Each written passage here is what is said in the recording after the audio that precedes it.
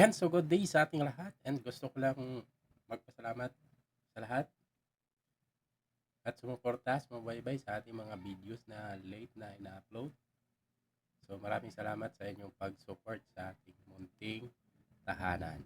Okay, so by the way, for today's video, bigyan natin ng pansin itong kumakalat ngayon. Viral na viral itong video na to sa social media. Okay, tingnan natin. So ayan, so kung makikita po natin, isa po itong pastor sa ibang bansa, which is nasa dagat siya at gusto niyang patunayan at gusto niyang gayahin, gusto niyang gawin yung ginawa dati ni Moises, na kung saan hinati yung dagat at dumaan yung mga tao, di ba? So, kaso, ang problema dito ay hindi nangyari. Hindi nangyari yung gusto niya. Bagkus, biglang lumakas pa yung alon. Hinampas pa siya ng malaking alon. So, bakit ganon? Kasi nga, kung mababasa natin yan, sabi kasi dito, at sinabi ng Panginoon kay Moises, itaas mo ang iyong tungkod at inuunat mo ang iyong kamay sa ibabaw ng dagat at iyong hatiin. Okay.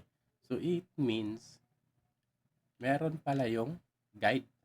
Meron pala siyang, hindi pala basta-bastang ginawa niya lang yun na walang guidance ng ating Panginoong Jesus Christ. Okay?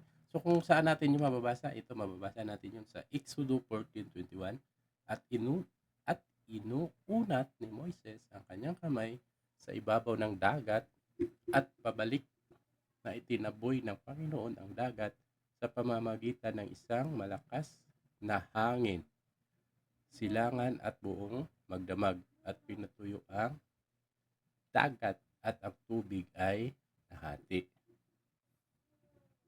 So ibig sabihin, hindi hindi pwedeng basta mo lang yung gagawin kung walang utos sa'yo na ito yung gawin mo para lang gayahin, di ba? So umani siya ng maraming komento, which is yung sapat na idea kung ano yung gusto niya iparating.